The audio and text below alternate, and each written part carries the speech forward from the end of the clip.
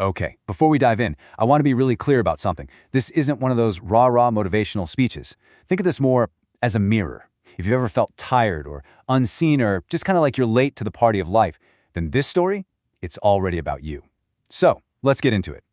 You know, some people quit with a bang. They make a big scene, a grand exit, but that's not most of us, is it? Most people, they just stop. They just start repeating the same day over and over and over again, and they call that a life. And this whole story is about a man who was right on the verge of becoming one of them.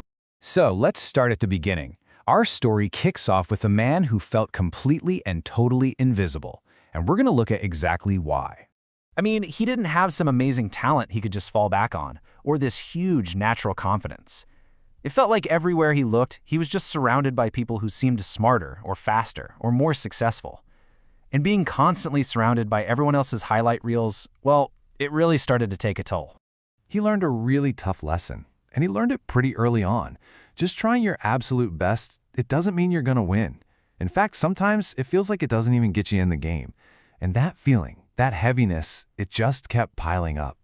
And you know, this constant feeling of being second best, or maybe not even in the running, it led to a life that felt defined by one failure after another, often in public. This is where things started to get really heavy for him.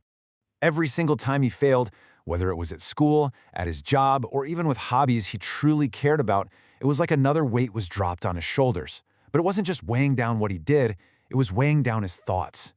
This right here, this is absolutely crucial. He'd hear people say, "Hey, maybe this just isn't for you." And after a while, he started saying it to himself. He took all that outside noise and made it his own inner monologue, his own harshest critic. He started to believe deep down that maybe he just wasn't built for success. Now, he didn't just quit in one big moment. It was a slow burn. A goal he let go of here, a little less effort there. Bit by bit, he slipped from living into just surviving, like we see on the screen. Ambition got replaced by comfort. And that comfort, over a long time, built the bars of a cage around him. And this brings us to the moment where everything could change. It all came down to one long, quiet night, where he was finally forced to face himself. In that total silence, this unavoidable truth finally hit him. There was no rescue party on the way. No magic shortcut was going to pop up. No one was coming to save him. The only person who could get him out of this was him. So that left him with a really stark choice, didn't it? He could either stay in the cage he'd built, or he could choose to go through the pain of changing right now, so that maybe, just maybe, the rest of his life would hurt a little less. It's a powerful question, one I think we all have to answer at some point. So he made a choice. But what's so fascinating, so real about this, is that his new start wasn't powered by some big, flashy burst of motivation. Nope, it was something else entirely. Honestly, he didn't feel motivated at all. He just felt exhausted. But he started anyway. And right there, he traded motivation for discipline. See, motivation is loud, it's emotional, it's a firework, but it fizzles out. Discipline, that's quiet. It's consistent. It shows up even when no one is clapping for you. And it is so much stronger. And this, oh man, this was the absolute hardest part. For a long time, it felt like nothing was working. He was putting in all this effort and the results were invisible.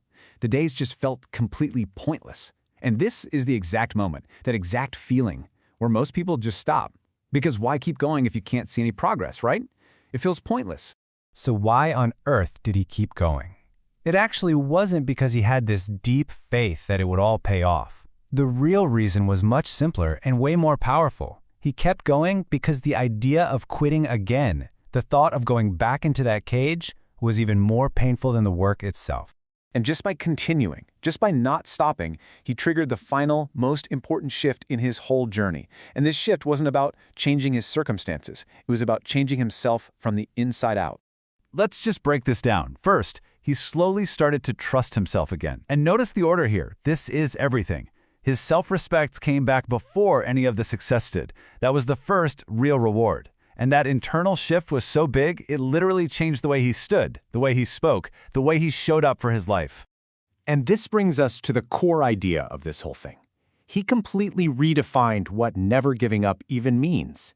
It's not about winning. It's not about what the scoreboard says. It's an internal promise. It's the simple, powerful act of refusing to betray yourself one more time. You know, this story isn't really over, because it's not just his story. It's a reflection for any of us. And it just leaves us with this one final idea. Your story isn't finished. As long as you are willing to stand back up after you get knocked down, you are still in the game.